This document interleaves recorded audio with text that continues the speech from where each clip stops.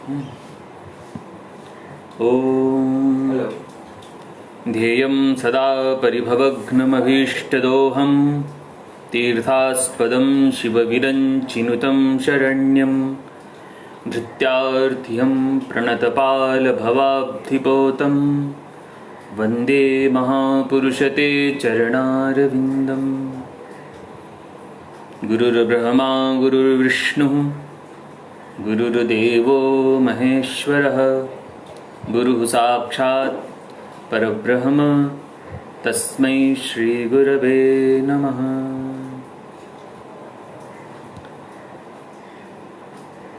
महतः प्रमोदस्य अयम् अवसरः यत् महाविद्यालयेन या संगोष्ठी अनुष्ठिता शाब्दबोध विषयिणी तदर्थं महाविद्यालयस्य ये प्राचार्याः ये संयोजकाः ते सर्वे अभिनन्दनीयाः प्रणम्याः।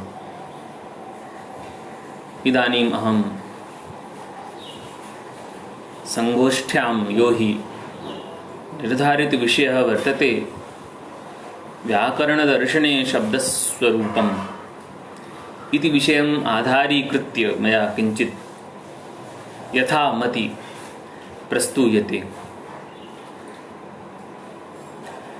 शब्दः कः इति प्रश्नः समुदेति।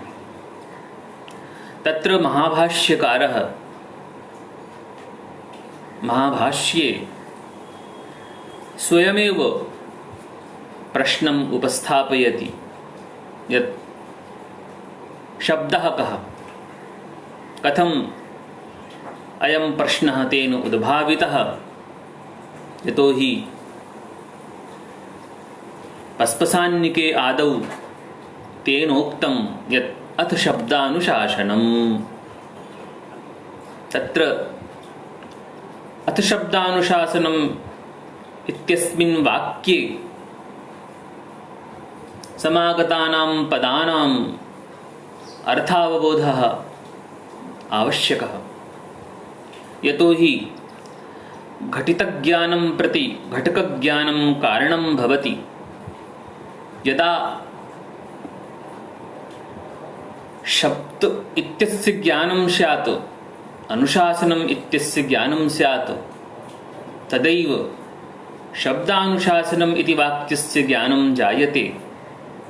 अतएव महाभाष्यकारेण अथ शब्दानुशासनम् इति घटक शब्दपदार्थः कः एतादृशः प्रश्नः उपस्थापितः।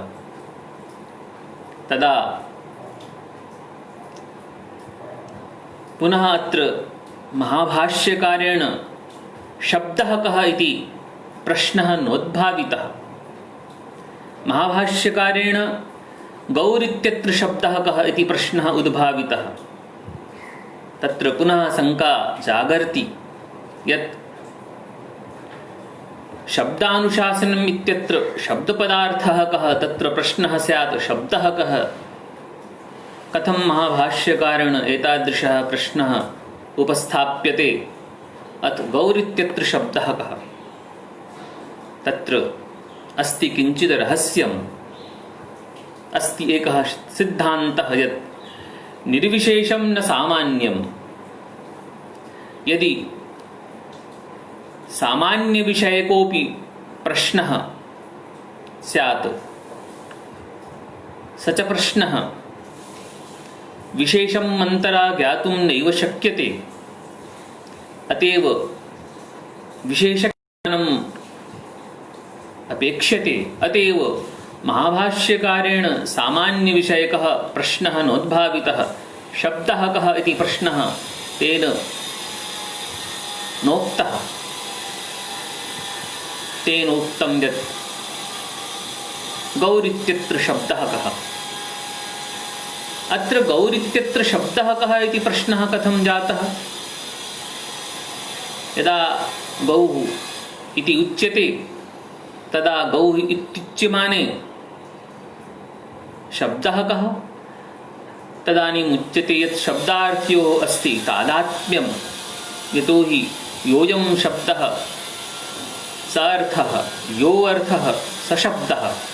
अतः गौः इत्युच्यमाने प्रतिभासमानाः ये पदार्थाः, तेषु पदार्थेषु शब्दः कः इति प्रश्नः जायते।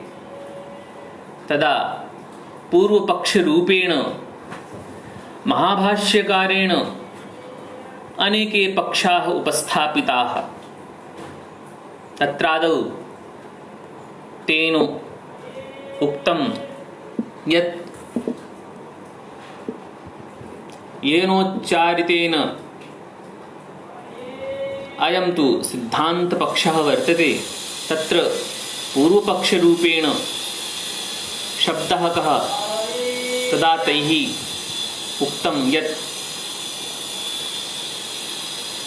नास्ति, तत्तु द्रव्य। अत्र गौरित्यत्र या क्रिया वर्तते सशब्दः, यत्तर्हि तदिङ्गितं चेष्टितं निमिषितमिति सशब्दः, तदा तैः उच्यते यत् नायं शब्दः क्रियाणां स।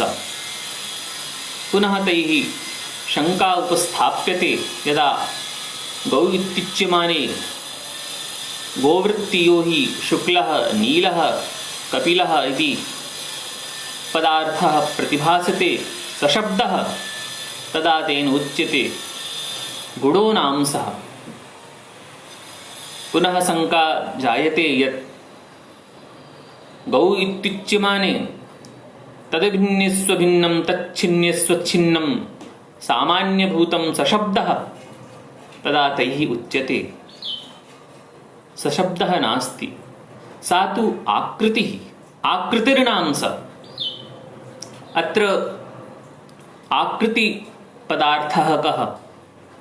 तत्र व्याकरणशास्त्रे आकृतिशब्देन जातेः अपि बोधो भवति, कुत्रचित् अवयवसंस्थानस्यापि बोधो भवति। तत्र आकृतिः इत्यनेन प्रवृत्तिनिमित्तम् इत्यपि वक्तुं शक्यते, इत्यस्यापि बोधो भवति। यतोहि जातेः यदा उच्यते तत्र सर्वत्र जातेः बोधो न भवति, अतः आकृतिशब्देन प्रवृत्तिनिमित्तम् इत्यपि ग्रहीतुं शक्यते। अथवा असाधारणधर्मः, यतोहि कुत्रचित् जातेः बोधो भवति, कुत्रचित् आकृत्या गुणस्य बोधो भवति, कुत्रचित् क्रियायाः बोधो भवति, कुत्रचित् यदृक्षायाः बोधो भवति। अतएव आकृतिशब्देन असाधारणधर्मः प्रवृत्तिनिमित्तं गृह्यते। तर्हि तद्भिन्नेष्वभिन्नं तच्छिन्नेष्वच्छिन्नम् इत्यत्र आकृतिः या वर्तते, अत्र आकृतिपदेन जातिः गृह्यते, तर्हि सशब्दः तदा भाष्यकारैः उच्यते नायं शब्दः, इयम् आकृतिः। अतः प्रश्नः तादृशः तदवस्था एव वर्तते। पुनः समाधानेन भाष्यकारेण उच्यते यत् येनोच्चारितेन सास्नालाङ्गूलककुदुखुर्विषाणिनां सम्प्रत्ययो भवति स शब्दः। अत्र येन पदेन ध्वनिना इति गृह्यते। अत्र येन इत्यत्र करणे तृतीया। अतः यत् पदार्थः ध्वनिः वर्तते तर्हि येन इत्यस्य अर्थः ध्वनिना, उच्चारितेन इत्यस्य अर्थः प्रकाशितेन। येन ध्वनिना उच्चारितेन प्रकाशितेन सास्नालाङ्गूलककुदुखुर्विषाणिनाम् अर्थानां सम्प्रत्ययो भवति स शब्दः। अर्थात् ध्वनिव्यङ्ग्यः प्रकाशितः योऽयं स्फोटात्मकः शब्दः तेन प्रकाशितेन स्फोटाख्येन शब्देन सास्नालाङ्गुलककुतुकुर्विषाणि रूप अर्थस्य बोधो भवति। अतः येन प्रकाशितेन अर्थस्य बोधो जायते स एव प्रकाशितः यः शब्दः सशब्दः एव स्फोटात्मकः वर्तते, अथ च अयं स्फोटात्मकः एव शब्दः। अत्र शंका भवति यत् शब्दः स्फोटात्मकः महाभाष्यकारेण या परिभाषा आकारी तस्यां परिभाषायां स्फोट शब्दस्य नोल्लेखः वर्तते, तर्हि कथम् अस्माभिः उच्यते यत् येनोच्चारितेन सास्नालाङ्गुलककुतुकुर्विषाणिनां सम्प्रत्ययो भवति, इयं परिभाषा स्फोटात्मकशब्दस्य वर्तते। तदा उच्यते यत् महाभाष्यकारः स्वयं ब्रवीति यत् शब्दः स्फोटः शब्दः, ध्वनिः शब्दगुणः, अर्थात् शब्दपदेन स्फोटः ग्राह्यः, ध्वनिः तस्य स्फोटात्मक शब्दस्य गुणः वर्तते, अर्थात् अभिव्यञ्जकः वर्तते, प्रकाशकः वर्तते। तर्हि अनेन भाष्यवचनेन ज्ञायते यत् ध्वनिः स्फोटस्य व्यञ्जकः वर्तते, स्फोटः व्यङ्ग्यः वर्तते। अतएव येन ध्वनिना उच्चारितः प्रकाशितः यो हि स्फोटात्मकः शब्दः, तेन शब्देन सास्नालाङ्गुलु रूपादि अर्थानां प्रतीतिर्जायते। अतः यस्मात् अर्थस्य प्रतीतिः जायते स एव स्फोटः। अतएव उच्यते यत् स्फुटति अर्थः यस्मात् इति स्फोटः, अथवा स्फुट्यते ध्वनिना अभिव्यज्यते यः सः स्फोटः। अत्र भाष्यवचनेन ज्ञातं यत् शब्दपदेन व्याकरणदर्शने स्फोटात्मक शब्दस्य ग्रहणं भवति। तर्हि किं स्फोट शब्दः व्याकरणशास्त्रस्यैव विषयः वर्तते? यदा व्याकरणपदेन पाणिनिव्याकरणस्य इदानीं प्रसिद्धिर्भवति, किं पाणिनिव्याकरणात् प्राक् स्फोटस्य प्रसिद्धिर्नासीत्? तदा उच्यते नहि, ततः पूर्वमपि स्फोटस्य प्रसिद्धिः आसीत्। यतो हि भगवता पाणिनिना स्वविरचित अष्टाध्याय्यां स्फोटपदस्य चर्चा क्रियते। तत्र सूत्रं तेन व्यलेखि अवङ्गस्फोटायनस्य। अत्र स्फोटायन ऋषेः नाम तैः तत्र व्यलेखि। तत्र स्फोटायन इत्यस्य अर्थः वर्तते यत् स्फोटः अयनं परायणं यस्य सः स्फोटः स्फोटायनः। स्फोटः अयनं परायणं यस्य सः स्फोटायनः। तत्र स्फोटायन नामकः कश्चन ऋषिः वर्तते। तस्य स्फोटायन ऋषेः प्रसिद्धिः तेन प्रतिपादित स्फोट नामक सिद्धान्तेन जायते। यतो हि यो यस्य विषयस्य प्रवर्तकः भवति, अनुयायी वर्तते, तदा तस्य प्रसिद्धिः तेनैव रूपेण भवति। यथा ये विशेषपदार्थं मन्वते ते वैशेषिकाः,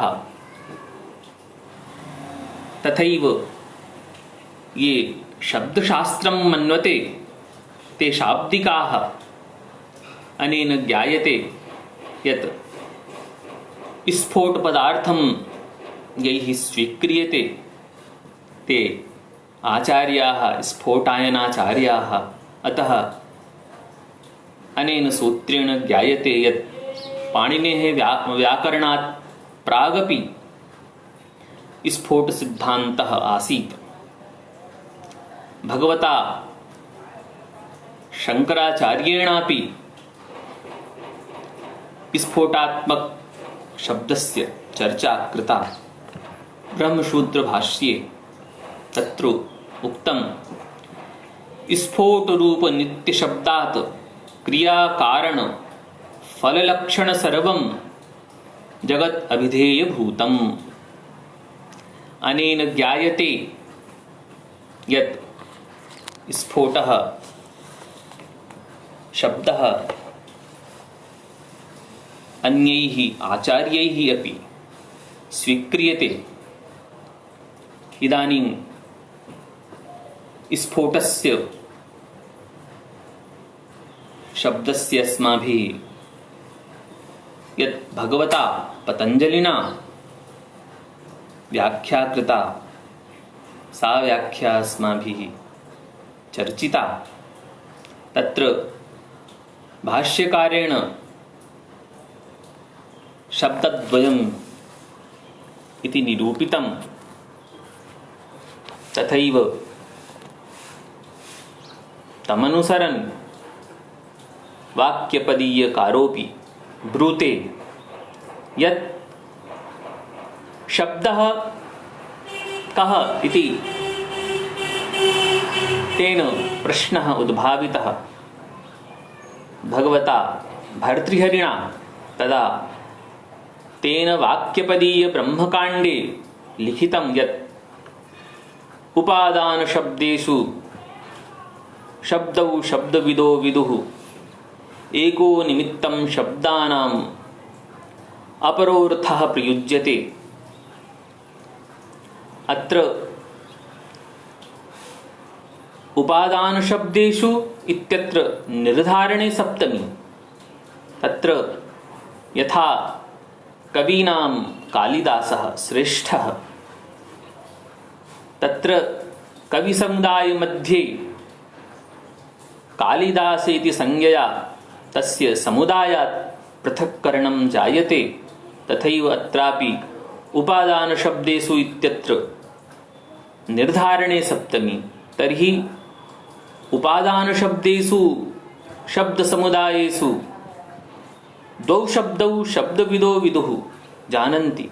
तर्हि उपादान शब्देषु द्वौ शब्दौ अत्र उपादान शब्देषु समुदायरूपेण के शब्दाः ग्राह्याः तदा उच्यते यत् परा पश्यन्ति मध्यमा वैखरी इत्यादयः ये शब्दाः तेषु शब्देषु प्रकाशकत्वेन द्वौ शब्दौ ग्राह्यौ। अत्र उपादान शब्दस्य अर्थः वर्तते वाचक शब्दः, प्रकाशनीयः शब्दः। तर्हि उपादान शब्देषु वाचक शब्देषु प्रकाशनीय शब्देषु द्वौ शब्दौ ध्वन्यात्मकः स्फोटात्मकश्च इति द्वौ शब्दौ आचार्याः विदुः जानन्ति, निरूपयन्ति, प्रतिपादयन्ति। तत्र एकः शब्दः निमित्तं वर्तते, अपरश्च शब्दः अर्थबोधने क्षमः भवति, समर्थो भवति। अत्र विचार्यते यत् उपादान शब्दस्य को अर्थः। यतोहि व्याकरणशास्त्रे एकमेव तत्त्वं वर्तते, शब्दतत्त्वं। व्याकरणशास्त्रम् अद्वैतवादं स्वीकरोति। अतः शब्दाद्वैतवादः यथा सच्चिदानंद ब्रह्म एकमेव अद्वितीयं ब्रह्म, तथैव अत्रापि शब्दतत्त्वमेव एकं वर्तते, तदेव ब्रह्म वर्तते। अतएव भर्तृहरिणा अनादिनिधनं ब्रह्म शब्दतत्त्वं यदक्षरं विवर्तते अर्थभावेन प्रक्रिया जगतो यतः इति तैः वाक्यपदीयस्य ब्रह्मकाण्डे प्रथमकारिकारूपेण इयं कारिका तैः तत्र उद्धृता। अनादिनिधनम् आदिश्च निधनञ्च आदिनिधने न विद्येते आदिनिधने यस्य तत् अनादिनिधनम् अर्थात् उत्पत्तिविनाशरहितं। नित्यम् इत्यस्य अर्थः वर्तते नित्यं। नित्यपदार्थः कः? तत्र यः प्रागभावस्य अप्रतियोगी ध्वंसाभावस्य च अप्रतियोगी स एव पदार्थः नित्यपदार्थः। तर्हि एतादृशः पदार्थः शब्दनामकः पदार्थः यद्व्याकरणशास्त्रे ब्रह्म इति पदेन स्वीक्रियते, तर्हि स शब्दः उत्पत्तिविनाशरहितः। अथ च अक्षरं वर्तते। अक्षरं नाम व्यापकम्। अतः स शब्दः व्यापकः वर्तते। अत्र अक्षरशब्देन ककारादिवर्णानामपि ग्रहणं कर्तुं शक्यते। तर्हि यदि ककारादिवर्णाः शब्दाः एव ब्रह्म, तदा तु ककारादयः वर्णाः अनेके सन्ति, तर्हि तत्र अनेकत्वं जायते। तदा उच्यते नहीं तत्र निमित्तनिमित्तिनोः अभेदः। तत्र ककारादयः वर्णाः कार्यरूपेण प्रसिद्धाः। तदकारणं यत् परावाक् शब्दतत्त्वं तत् परावाक् शब्दतत्त्वं ब्रह्म तच्च ककारादिवर्णानां कारणं वर्तते। अतः कारणकार्योरभेदात् कार्यगतधर्माः कार्यकारणेष्वपि आरोप्यन्ते। अतः अक्षरं ब्रह्म इति तद्व्यवहारः अस्माभिः क्रियते। अथवा अक्षरपदेन ओङ्कारस्य ग्रहणं भवति, प्रणवस्य ग्रहणं भवति। अथ च अयं प्रणवः एक एव वर्तते। ओम इत्येकाक्षरं ब्रह्म। अयमेव प्रणवः एक एव प्रणवः त्रिधा विभज्यते। इयं श्रुतिः वर्तते। अतः अक्षरपदेन प्रणवस्य ग्रहणं क्रियते। अतः अनादिनिधनं नित्यम्। अथ च अक्षरं व्यापकम् अथवा प्रणवस्वरूपं यत् तत्त्वं तत्तत्त्वं शब्दतत्त्वं तदेव ब्रह्म। तच्च ब्रह्म इदं ब्रह्मणः स्वरूपलक्षणं वर्तते। स्वरूपमेव यत्र लक्षणं भवति तत् स्वरूपलक्षणं। पुनः प्रक्रिया जगतो यतः विवर्तते, अस्मात् शब्दब्रह्मणः जगतः प्रक्रिया विवर्तते। विवर्त शब्दस्य अर्थः भवति अतात्विको अन्यथा भावः विवर्तः। अत्र विवर्तः परिणामः इति वादद्वयं वर्तते। परिणामशब्दस्य अर्थो भवति तात्विको अन्यथा भावः परिणामः। यथा दुग्धस्य दधि परिणामभूतं वर्तते। अथ च विवर्तः कुत्र भवति? यथा रज्जौ सर्पभ्रमः, शुक्तौ रजतज्ञानम्, इदं ज्ञानं भ्रमः। तर्हि सर्पाकारस्य प्रतीतिः सा विवर्तभूता। तर्हि इदं जगत् यद् ब्रह्मणि अधिष्ठाने प्रतीयते तज्जगत् ब्रह्मणः विवर्तभूतम् अर्थात अतात्विक रूपेण तद्ब्रह्म प्रतीयते। अतएव अवशिष्टः पदार्थः कः भवति? ब्रह्म एव भवति। यदा भ्रमनिरासो जायते तदा तदेव ब्रह्म अवशिष्टः भवति। अतएव ब्रह्म एव सर्वं सर्वं ब्रह्ममयं जगत्। अत्र उपादान शब्देषु शब्दौ शब्दविदो विदुः इत्यत्र अस्माभिः विचार्यते यत् उपादान शब्देन कस्य ग्रहणं भवति। तर्हि यदा मया उक्तं यत्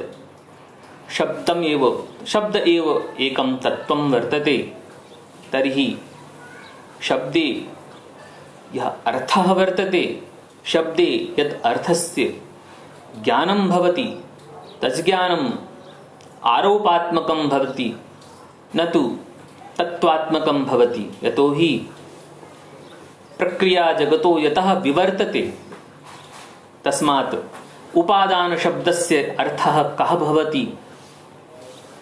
अनेन ज्ञायते यत् उपादीयते अर्थात स्वरूपे अधिष्ठाने अध्यारोप्यते विवृत्यते अर्थो अनेन स उपादान शब्दः।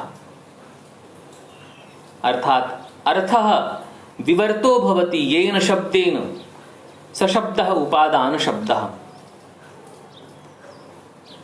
अस्मिन् पक्षे शब्दः अर्थस्य विवर्तोपादानभूतः। यदा शब्दात् न हि बाह्यार्थस्य बोधो भवति, अपितु तत्सजातीयस्य शब्दस्य बोधो भवति, तदा उपादान शब्देन किं गृह्यते?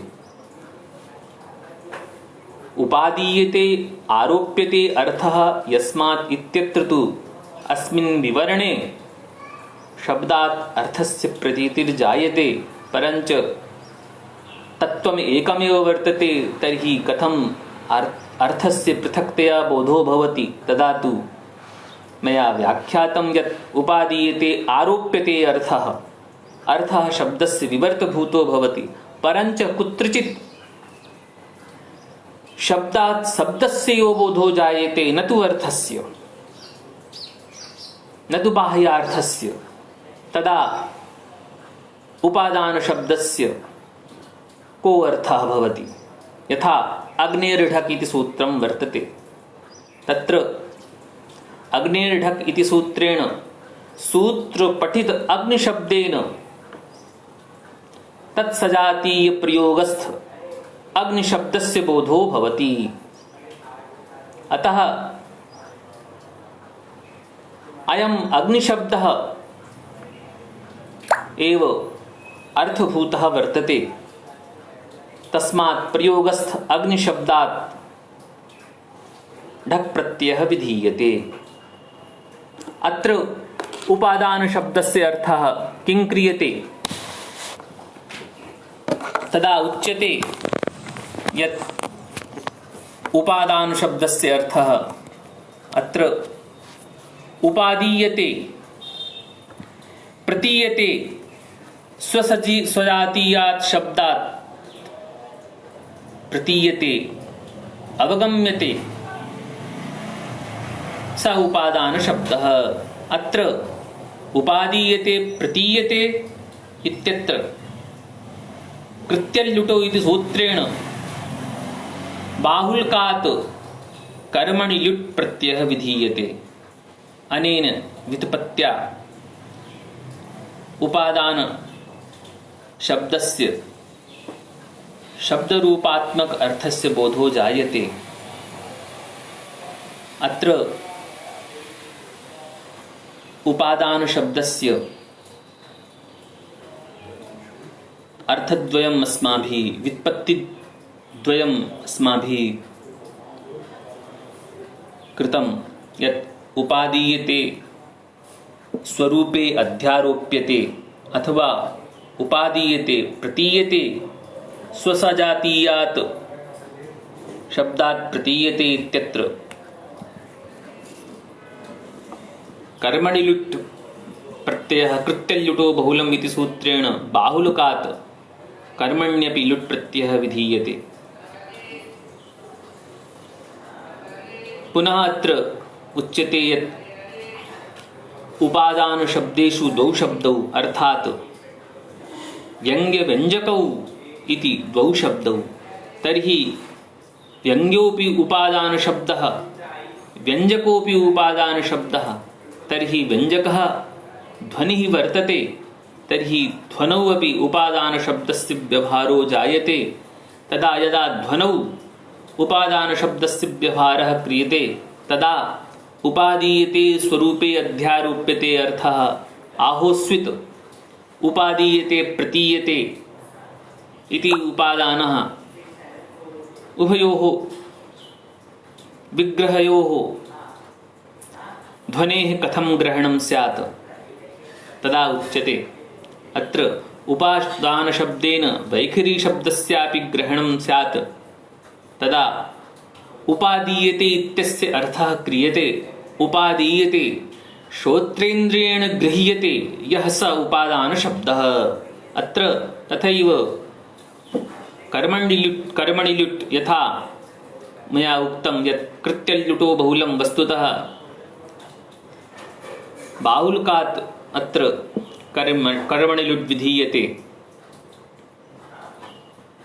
परञ्च यदि उपादान शब्दस्य कर्णे लुट् प्रत्ययः स्यात्, उपादान शब्दस्य कर्णव्युत्पत्त्या उपादीयते गृह्यते अर्थः अनेन इति उपादान शब्दः, तदा व्यङ्ग्यव्यञ्जकयोः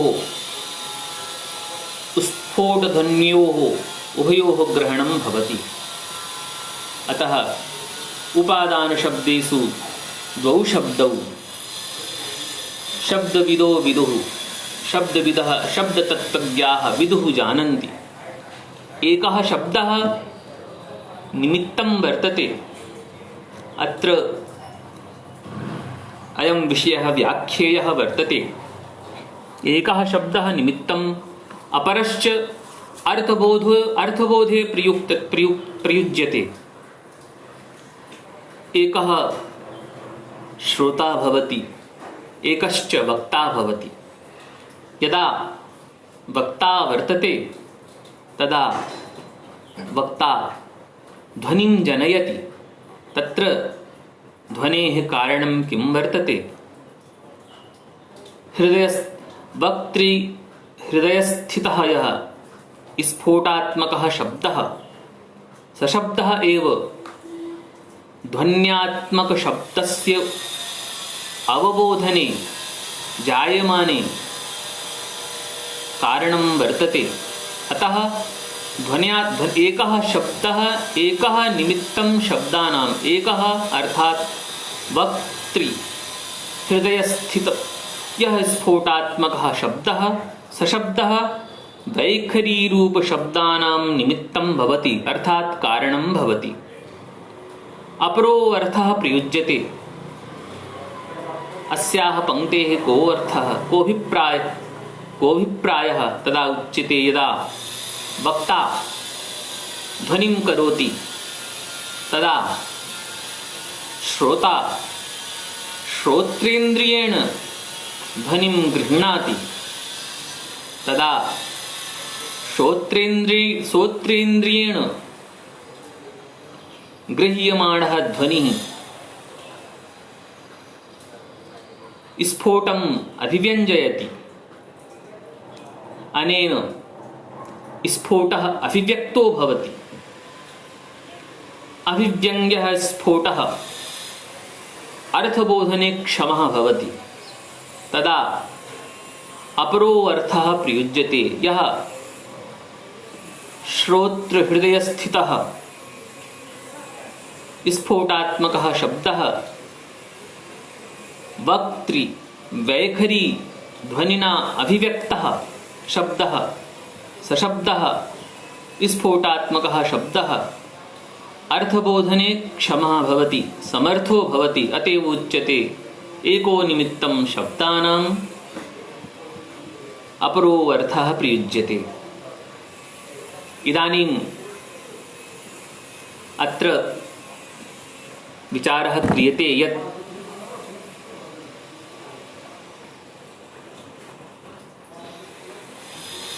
शब्दः कथं वैखरी ध्वनिना अभिव्यक्तो भवति। अत्र स्फोटः एकः वर्तते, स्फोटः नित्यः वर्तते। तर्हि स्फोटात्मक शब्देन क्रमेण कथं बोधो जायते, अत्र विचारः जायते। यतोहि स्फोटः निरवयवः, निष्क्रमः, निष्क्रियः। तर्हि स्फोटात् सक्रमस्य अर्थस्य बोधः कथं जायते। तदा उच्यते यत् यो हि ध्वनिः वर्तते तेन ध्वनिः स्फोटम् अभिव्यञ्जयति। ध्वनिः सक्रमो भवति, ध्वनिः सक्रियः भवति, ध्वनिः सावयवो भवति। अतः ध्वनिगतभेदाः अभिव्यञ्जकगतभेदाः अभिव्यङ्गे स्फोटे आरोप्यते। अतः स्फोटेपि ध्वनिगतभेदात् स्फोटोपि सक्रमः भवति, सक्रियः भवति, सावयवो भवति। तत्र पुनः अत्र एकः प्रश्नः जायते यत् ध्वनेः उत्पत्तिर्जायते, ध्वनेश्च नाशो जायते। तर्हि यदा अस्माभिः घटः इति उच्यते तर्हि आदौ घ इति ध्वनिः जायते, तदनन्तरं घकारोत्तर अकारध्वनिः, तदनन्तरं टकारध्वनिः, ततः अकारध्वनिः इति। तर्हि ध्वनेः समुदायस्तु न जायते। तर्हि स्फोटस्य अभिव्यक्तिः केन प्रकारेण जायते। तदा उच्यते यत् यदा घकारध्वनिः भवति तदा घकारध्वनिना स्फोटः घटरूप इति स्फोटः अभिव्यक्तो भवति। पुनः अकारध्वनिः भवति, टकारध्वनिः भवति, तदा स्फोटः अभिव्यक्ततरो भवति। यदा अन्तिमो ध्वनिः जायते तदा स्फोटः अभिव्यक्ततमो भवति। तर्हि अभिव्यक्ततमेन अन्त्येन ध्वनिना सह स्फोटः अर्थबोधने समर्थः भवति। अत्र यथा नैयायिकैः उच्यते यत् ध्वनिः शब्दः सशब्दः अनित्यः। तर्हि अनित्यः शब्दः वर्तते, तस्मात् शब्दात् अर्थस्य बोधः कथं स्यात्। यतोहि यदा राम इति उच्यते तर्हि तदर्थापत्ये निरूपिता शक्ति किं रकारे वर्तते, आहोस्वित् अकारे वर्तते। यदि रकारे चेत् वर्तते तर्हि अन्ये ये ध्वनयः वर्तन्ते तेषाम् उच्चारणवैयर्थ्यं यदि अन्तिमः ध्वनिः तस्यार्थस्य बोधकः वर्तते तदा पूर्वपूर्वध्वनेरुच्चारणस्य वैयर्थ्यम् अतः तैः निरूप्यते यत् घकारध्वनिः जातः तस्मात् ध्वनेः संस्कारः उत्पद्यते, तेन संस्कारेण घकारज्ञानं जायते।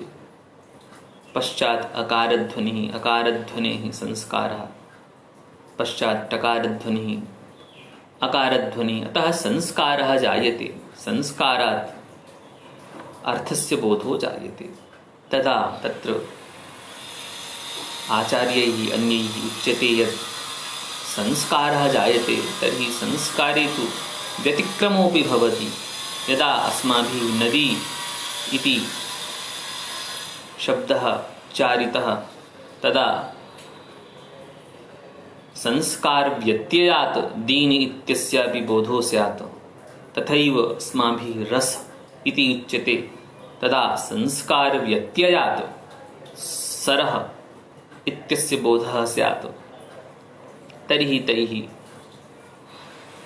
अव्यवहितोत्तरत्वसम्बन्धेन शब्दानाम्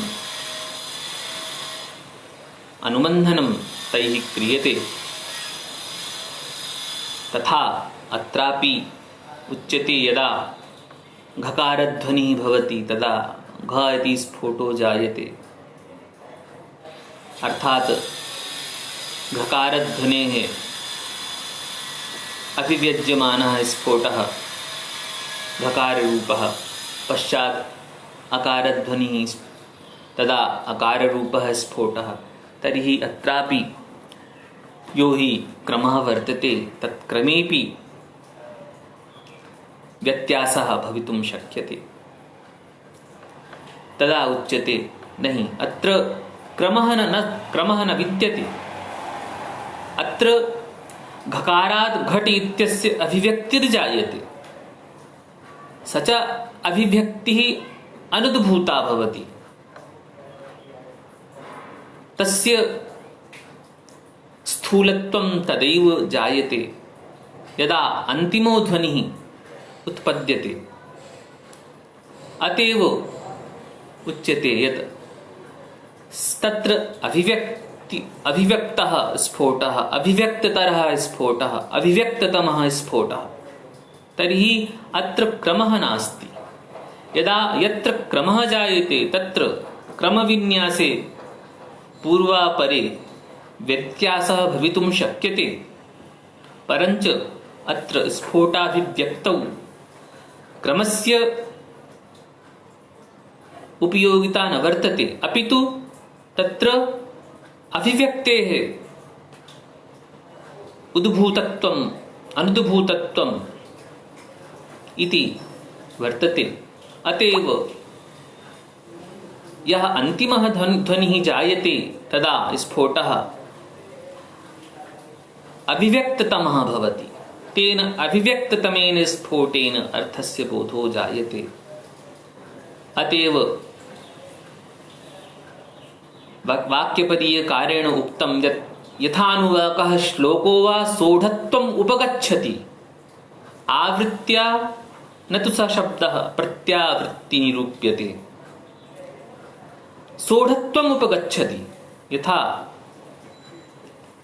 श्लोकः कंठस्थीक्रियते तत्र कया आवृत्त्या स श्लोकः बुद्धौ समायाति इति वक्तुं न शक्यते। तथैव अत्रापि तया रीत्या एव घटः इत्यत्र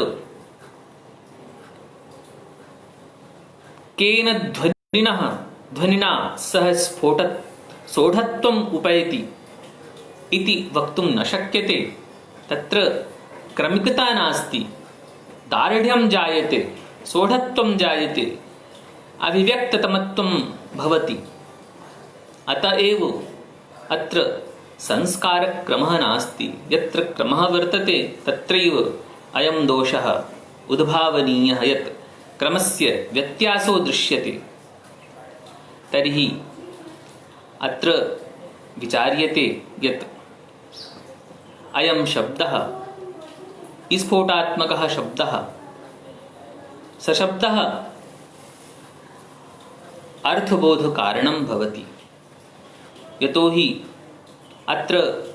स्फोटात्मक शब्दस्य प्रकल्पना अस्माभिः कथं क्रियते, किं कारणं वर्तते, तदा उच्यते यत् यदि स्फोटात्मकः शब्दः न स्यात् तदा शक्त्याश्रयः कः स्यात्? यतो हि ध्वनिः अनित्यः, सः शक्त्याश्रयः भवितुं न शक्यते। अतः तादृशः कश्चन एतादृशः समुदायः भवेत् यस्य प्रातिपदिक संज्ञा स्यात्। अर्थवत् धातुरप्रत्ययः प्रातिपदिकम्। तत्र अर्थवत् शब्दस्वरूपं यद् वर्तते तदेव प्रातिपदिक संज्ञकं भवति। अथ च अर्थवत् शब्दस्वरूपं किं वर्तते? तत्र तु यत्र समुदायः स्यात् स समुदायः एव अर्थवान् शब्दः वर्तते, तस्यैव समुदायस्य प्रातिपदिक संज्ञा भविष्यति। अथ च समुदायरूपः शब्दः ध्वनौ संभवो नास्ति।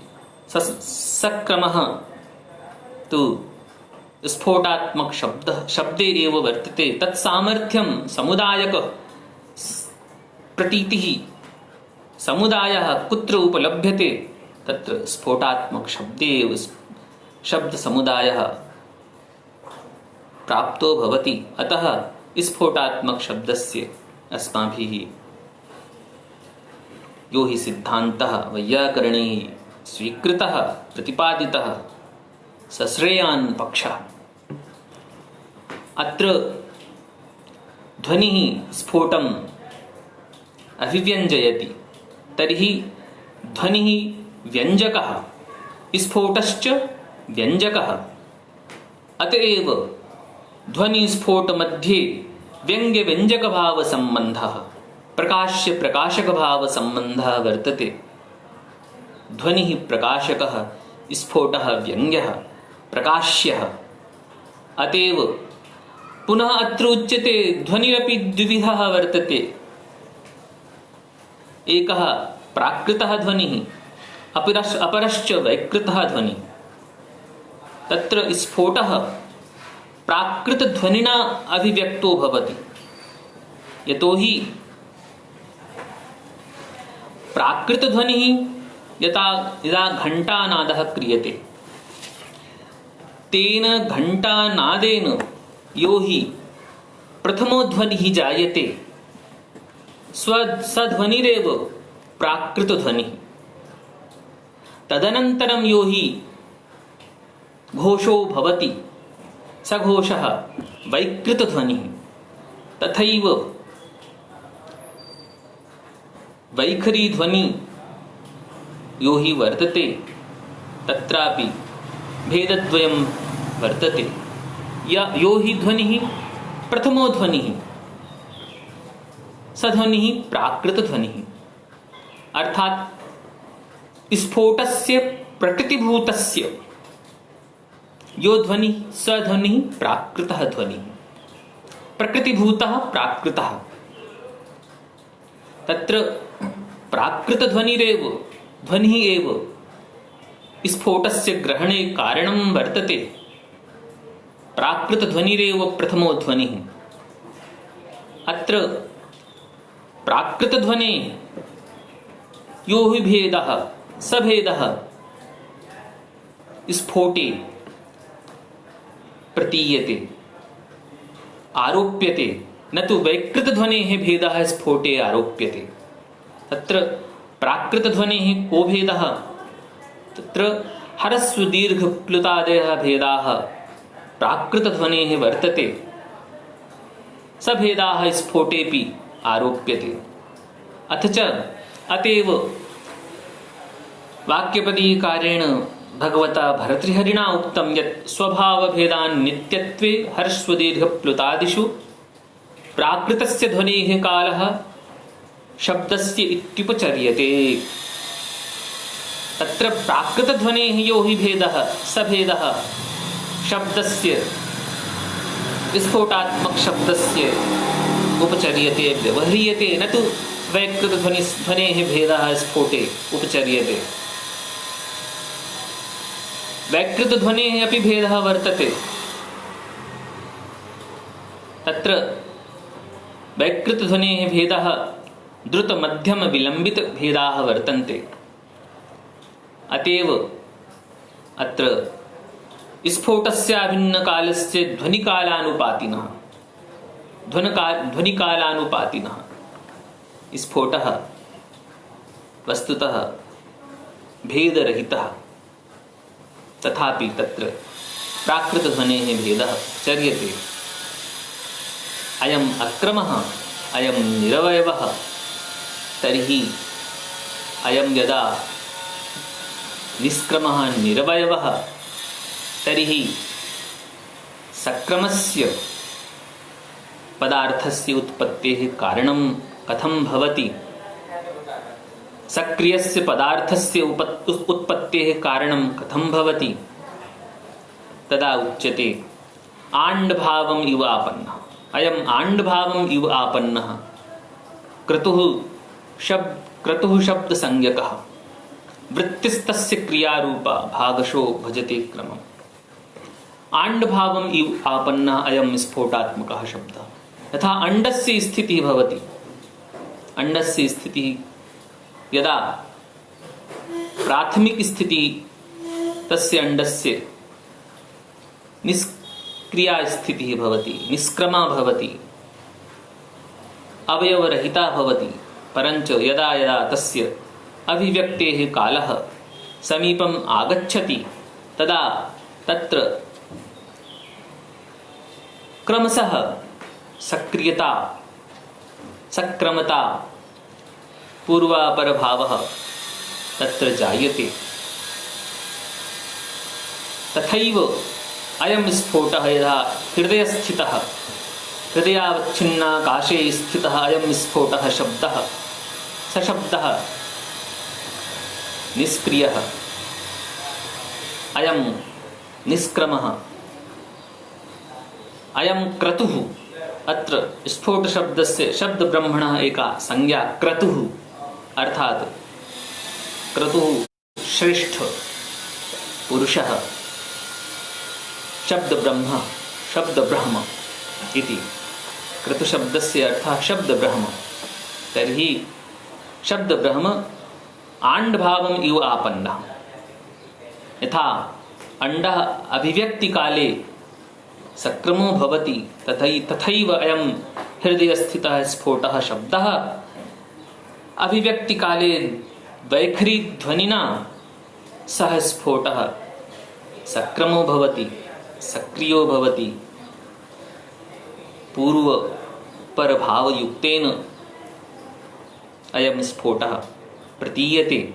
वस्तुतः अयं प्रतीयते, न तु इयं स्थितिः स्वाभाविकी वर्तते।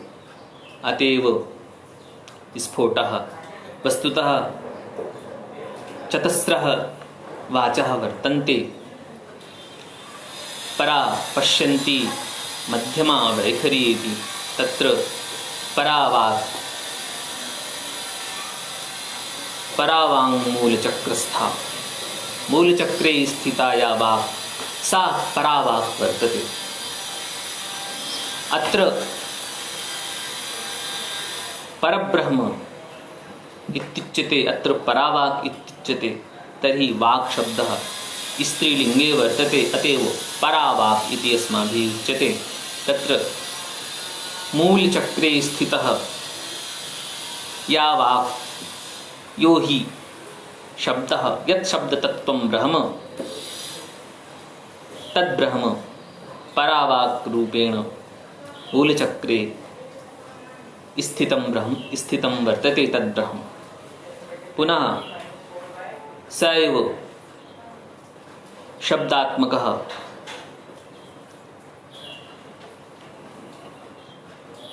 तद्ब्रह्म पश्यन्त्यां नाभिस्थितः, पश्यन्ति इति रूपेण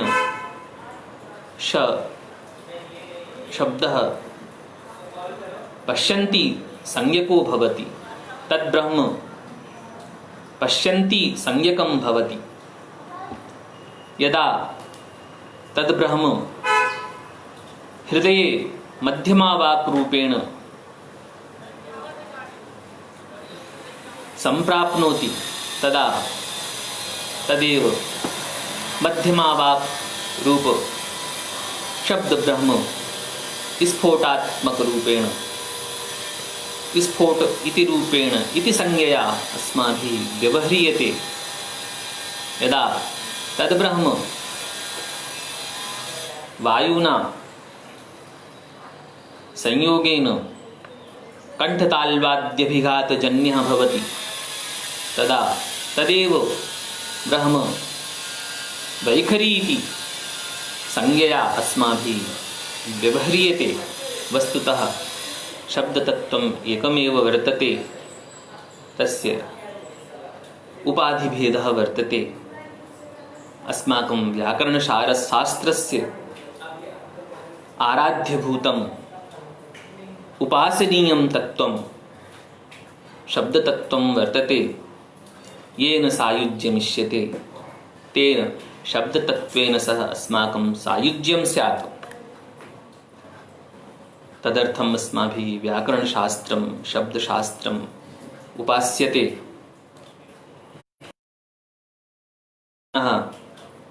ये अस्य कार्यक्रमस्य आचार्याः संयोजकाः महाविद्यालयस्य प्राचार्याः ते सर्वे प्रणम्याः तेभ्यः प्रणामाः समर्प्यन्ते। अथ च ये श्रोतारः सन्ति श्रद्धेयाः प्रतिभागिनः प्रतिभागिन्यश्च वर्तन्ते तेषां समेषाम् अभिनन्दनं वन्दनं च अस्माभिः क्रियते इत्येव उक्त्वा इदानीं विरम्यते। जयतु संस्कृतं जयतु भारतम्।